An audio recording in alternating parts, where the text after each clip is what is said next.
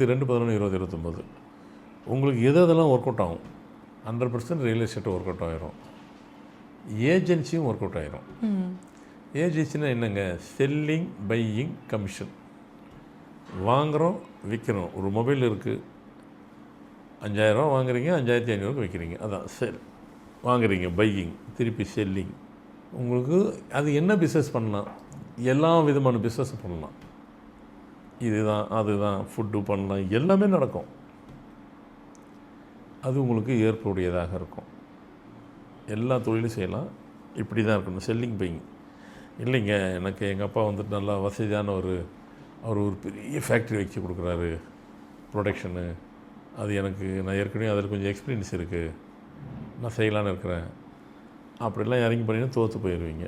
எங்கள் அப்பா அவருக்கு அதில் சக்ஸஸ் ஆகிட்டார், அவ்வளோ பெரிய ஆள், சக்ஸஸ் ஆகிட்டார், அவர் பேர் உலகம் ஃபுல்லாக தெரியும். என்ன போய் தோற்று போயிடுவேன்னு சொல்கிறீங்களே, தோற்று போயிடுவீங்க. அவருக்கு ஒர்க் அவுட் ஆகும். ஏன்னா அவர் டேட்டு வேறு, உங்கள் டேட்டு வேறு.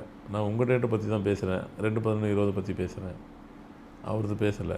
அவருக்கு அது ஒர்க் அவுட் ஆகிருக்கும், உங்களுக்கு ஆகாது. நாங்கள் அப்புறம் என்ன தாங்க பண்ணுறது? பிஸ்னஸும் பண்ணக்கூடாதுன்னு சொல்கிறீங்க. நான் அப்படி சொல்லலை. அப்படின்னா அந்த பிஸ்னஸ் நாங்கள் பண்ணி தான் ஆகணுன்னாக்கா என்ன மாதிரி ஆளுங்களாம் அழகாக அட்வைஸ் கொடுப்போம். உங்கள் அப்பாவுக்கு அது ஒர்க் அவுட் ஆகுதுனாக்கா உங்கள் அப்பா பேர்லேயே அந்த ப்ரொடெக்ஷன் இருக்கட்டும்.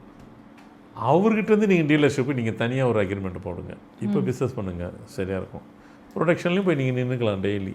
இப்போ சக்ஸஸ் ஆகிடுச்சா? இதுதான் பெரிய பெரிய கம்பெனியெல்லாம் அத்தனை பிஸ்னஸ் அவங்க பண்ணுறது.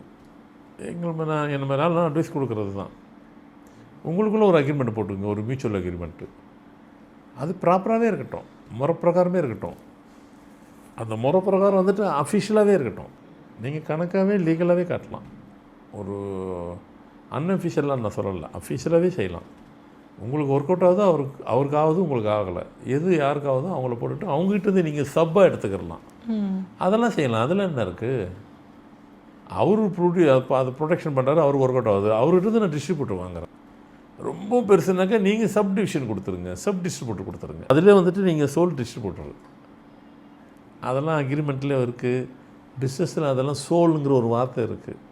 சோல்னால் மொத்த டிஸ்ட்ரிபியூட்டர் நீங்கள் தான், மொத்த ஏஜென்ட்டு நீங்கள் தான். அதுக்கு பிஸ்னஸ் ரீதியாக அதுக்கு ஒரு பேர் இருக்குது, ஸ்டாக்கிஸ்ட்டுன்னு ஒன்று இருக்குது. சோல் ஸ்டாக்கிஸ்ட்டு மொத்தமே உங்கள்கிட்ட இருக்கும். நீங்கள் மற்றவங்களுக்கு பிரித்து கொடுக்கலாம். எல்லாத்துக்கும் இருக்குது. பிஸ்னஸில் நிறைய டாக்டிக்ஸ் எல்லாம் இருக்குது. உங்களுக்கு பொருத்தமாக எது இருக்கோ அதெல்லாம் செய்யுங்க.